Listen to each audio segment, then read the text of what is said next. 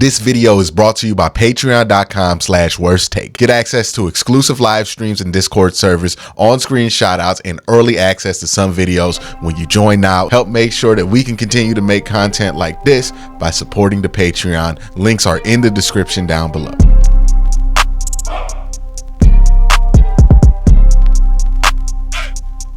Hey, what's up, and welcome to another episode of Q&A, the show where I take your questions, answer them here in video format. After the Jerry Jeudy trade, there's still a ton of other questions to get into. If you're wondering what my thoughts are on that trade, I have a video that I posted pretty soon after that trade went down that kind of goes over everything that I feel about that trade right now. And if I feel other things, as you know, stay locked in, stay subscribed, and I'll have more stuff as the weeks go on. And make sure you're subscribed and locked in and notified right now because it's free agency week. News can drop at any time. So make sure you're subscribed to get to the videos first. I appreciate that. But let's get into these questions, man. First question here is from David Miner, who says, would you be more concerned with the Steelers getting Field or the Ravens getting Saquon? I'm going to be honest with you. I would have to go with the Ravens getting Saquon, but also neither of those scenarios really bother me that much. If the Ravens get Saquon, I don't think the status quo changes very much. The Ravens have always had an excellent running threat. They will always have excellent run games because of Lamar Jackson. And it's not like your priorities shift. Like having Saquon Barkley doesn't change how you defend Lamar Jackson.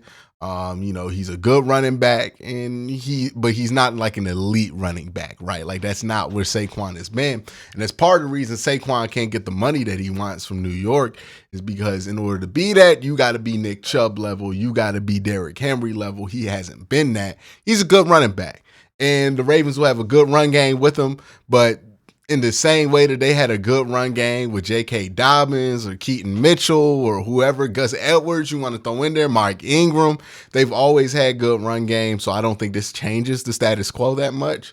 The Steelers getting Justin Fields does nothing for me. I'm not 100% sold on this narrative that Justin Fields is a franchise quarterback. He just needs to get on the right team in the right situation. I think he has real problems as an NFL quarterback, and I'm not sure if he's somebody who can be a long-term starter in this league. I know people tend to think a little bit higher of him because of his body of work in college, especially in this area where there's a lot of Ohio State fans, but I'm not really super sold on him. Like, I don't think he's like this instant franchise quarterback or even somebody who is going to be that much better than Kenny Pickett. Like, I think he could provide the same level of play, maybe worse, maybe better. I think he's a little bit more up and down than Kenny Pickett, but I do think Kenny Pickett consistently gives you like a D+ more often than Justin Fields does, which might be what the Pittsburgh Steelers want. Yeah, I'm not really moved by it. Also, not really sold that Pittsburgh would be a great situation for him. He's somebody who requires that you kind of run a certain type of offense, and Pittsburgh has been terrible at getting into the 21st century with their offenses. They've really been running the same playbooks since 2010. They're very predictable through our offensive coordinator at the offensive coordinator at the offensive coordinator. The offense is still being maintained to be an issue pretty much since they got rid of Todd Haley, but really since the peak of, not the peak, but since Ben was like an actual franchise quarterback, they really haven't had anything going offensively. We go back to like 2017 was the last time they were really like one of the better offenses in the NFL. So I don't know if that's the right place, if that's the organization, if you're Justin Fields that you want to land on, because it doesn't seem like a good fit. So I'm gonna be honest with you, neither moves me, to be honest. Let's go to the next question here from Drop to Paul, who says, do you think Joe Flacco or Justin Fields as the backup quarterback will be a distraction next year if Cleveland brings either of them in? I could see fans chanting for Flacco by week 2 if Deshaun doesn't start earning his contract. Yeah, man, look, the distraction is that you have Deshaun Watson at quarterback and people don't like him. And if Deshaun Watson has a bad 2 games, people will chant for whoever the backup is. Why are we forgetting that fans literally did this last year for DTR? Like, they're going to do this with anybody. It could be Josh Dobbs. It could be Jacoby Brissett. It could be PJ Walker. People going to find a way to do it, right? Because it's not about how much the Browns fans think about the backup that are doing this. Is that the Browns fans don't like the starter, so they're going to champion whoever the backup is. So I don't think it matters. Like, if you're trying to avoid that distraction, you have to get rid of Deshaun Watson, and that's not something that makes sense for this team. So it's just going to be what it is. He's just got to play well, right? That's just what the situation is. It's the status quo for the Browns. There's going to be a section of the fans going to look for any excuse to paint him in a negative light. There's going to be people who watch the team from afar that aren't fans that are going to look for any clip to paint him in a negative light. And that's going to be what flies until he plays well on a consistent basis, until he stays healthy on a consistent basis, and he starts to put together some undeniable national TV performances. But until he does that, well, this is just what he's going to be in, and it doesn't matter if Joe Flacco is the backup. It doesn't matter if I'm the backup quarterback. They're going to chant for whoever the backup quarterback is because they're not chanting for the backup. They're chanting against the starting quarterback, if that makes sense. So I don't really think it matters. You have Justin Fields. You have J.J. McCarthy. You can have John Harbaugh, Jim Harbaugh backing him up. It don't matter. Like you can have... Who's a quarterback that you can have Landry Jones behind Deshaun Watson? There'll be some fans chanting for Landry Jones if Deshaun throws 2 interceptions in week 2 or some shit like that. It is what it is, right? Like, we got to just stop trying to act like this is something we can avoid. It is what it is. Even if he plays well, there's going to be 20% of people that are going to find like arguments to say he's not. It is what it is, man. We got to give up on this idea that we're going to be able to please everybody with this. It's just not happening. Club Sandwich Guy says, who do you believe is the scariest option for the Steelers to get at quarterback, Fields or Russ? I'm not sweating either. There's nobody that the Steelers could get at quarterback that would sweat me, right? They're not going to get Caleb Williams. They're not going to get Drake May. They're not going to get Jaden Daniels. I ain't sweating it. Like, their quarterback situation is their quarterback situation. And we know what kind of quarterback situation they're in because it's a situation we've been in before. Draft a quarterback in the first round in the late 20s. Well, usually doesn't end up well, right? Ask Paxton Lynch, ask Brandon Whedon, ask Brady Quinn, ask Johnny Manziel how drafting the quarterback in the 20s work. It's just, it's no man's land for drafting a quarterback because it's high enough to where you have to play early, but low enough to where you feel like you could just abandon the experiment in a year or two. It's a horrible spot to draft the quarterback. If you're going to draft the quarterback, commit. Draft that man in the top 10 because you got to commit. Everybody got to commit to that if you do it in the top 10. But when you do it like 20 to 30, you ain't got to commit to nothing. Like Lamar Jackson's the one you could point to who was good and he was picked 32nd.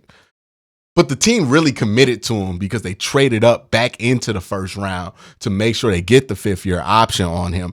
And 2, he was really good early. You know what I mean? Like that's a very rare situation.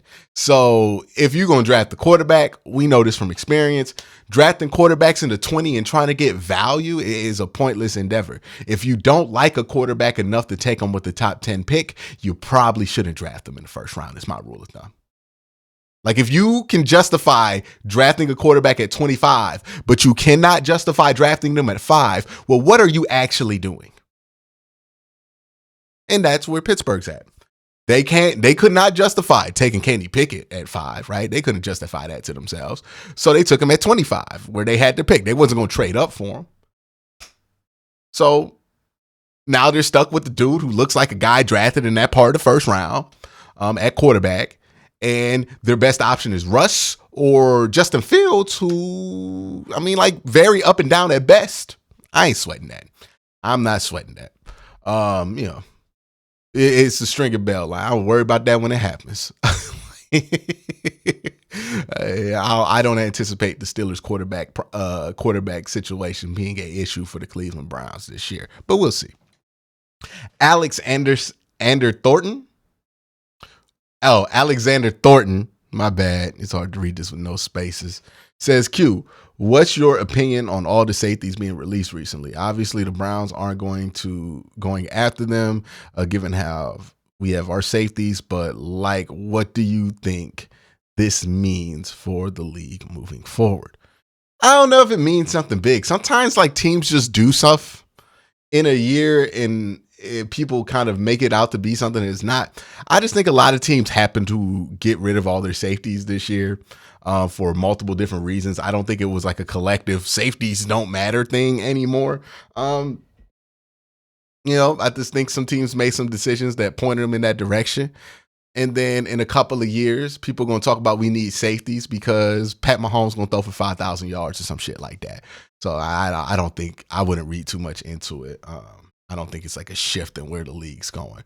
Like the running back shift was something that you saw for like 5 years coming. It didn't just happen because teams like did a couple of things. Safeties, they're still relatively valuable. And even running backs, now that's starting to be, it's starting to get into the process of where people are going to start valuing again. I really think so. Like I think in 5 years, people are going to value running back at the same level that they value other positions on the team. Jimmy says, how do you think Russ would do in the AFC North? And would he be a threat to the Browns?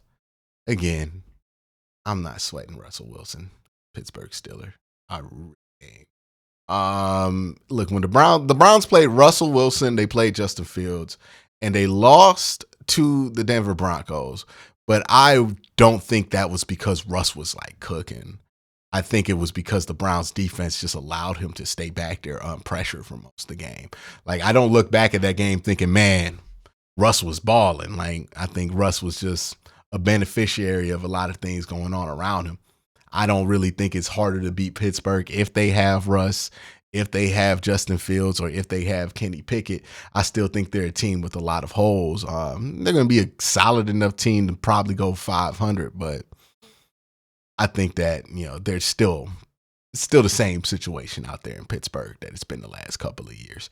Gus says, Q, we all know the roster is stacked, but how much do we really need to do in order to compete for a Super Bowl? I think you're at the point where your quarterback needs to stay healthy, right? If your quarterback stays healthy and plays well, then I think you're in a perfect position to compete and be a Super Bowl contender. You have a really good defense. You can add some pieces to that defense, right? We all hear the rumors about Christian Wilkins that seem more real as each day goes forward. But on offense, you got David Njoku. You just traded for Jerry Jeudy. You have Amari Cooper. You have Elijah Moore. Like, you got wide receivers that you believe in, that you think are very talented, and that have produced to some level in the NFL. And then you have David Njoku on top of that. This is enough, right? This is enough to compete when you have that defense that the Cleveland Browns have. And hopefully Nick Chubb, by the time we get to the second half of the season, can be back to being Nick Chubb. We'll see how that goes. But if you have that on top of everything, I mean, we thought this team had a realistic chance if Deshaun Watson stayed healthy after the Baltimore game. I can't help but feel like it's not that, at the very least, given that they're returning pretty much almost every key starter minus maybe Zadarius Smith, but they might be able to replace him in a very significant way. Waylon Casey says, how realistic is it for us to land Christian Wilkins? We would have the best D-line in decades. I don't think it's unrealistic for the Browns to be able to land Christian Wilkins. They would have to make some sacrifices. You trade for Christian Wilkins.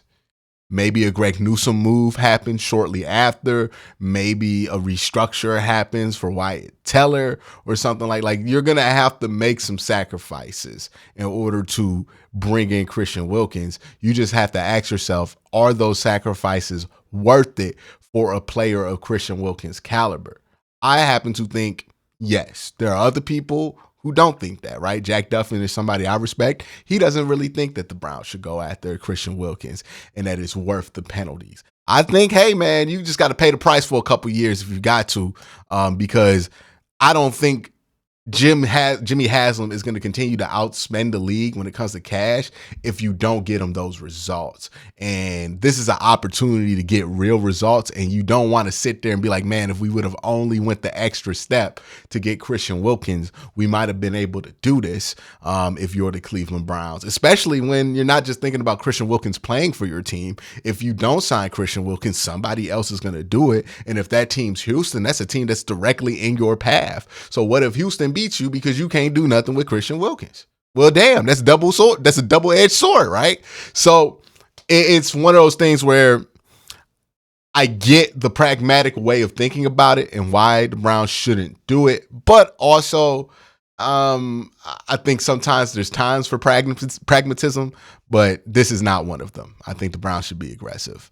I have a Chubb says, would you trade for Jack Conklin to a tackle-needy team like the Jets for a 5th and 7th if it guarantees most or all of his contracts off the book? The problem with that trade, and I've seen this pop up, and I think I've even said it before, but the problem we found out with like a trade idea like this, it's not going to clear any cap space for this year. It would clear cap space for next year, but not this year.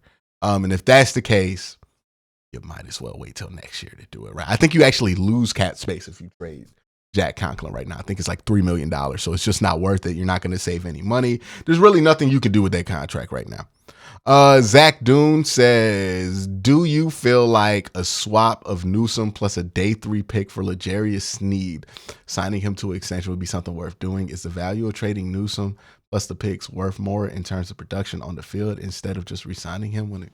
No, because I don't think the issue is that Greg Newsome's a bad player. If you get L'Jarius Sneed, that's cool. The issue still exists. You're going to have somebody really good in L'Jarius Sneed who's going to be playing slot corner. Or you're going to have to move Martin Emerson to inside. Like, it just, I don't think the Browns need another DB. I think that's why Greg Newsome is potentially on the trade block, because the Browns have a surplus of really good defensive backs. They have Greg Newsome. They have Martin Emerson. They like Cam Mitchell. So Greg Newsome, you know, he's available because they have an excess. People want him. Teams could really use a dude like Greg Newsome. They'll be willing to trade for a guy like Greg Newsome. And I think that's why he's on the block. Trading him for another corner doesn't make sense, because if you're trading him because you have a surplus and you want to get something for your surplus, why would you trade him for another player that's going to give you the same exact surplus? So I don't think that that's something they would do. I think the issue with Greg, well, I don't think there's an issue with Greg. I think the reason that there's an opportunity to trade Greg is because they do have a surplus, not necessarily because they think they can upgrade. But that's it for this episode of Q&A. Y'all have a great day. Have an even better night. Peace.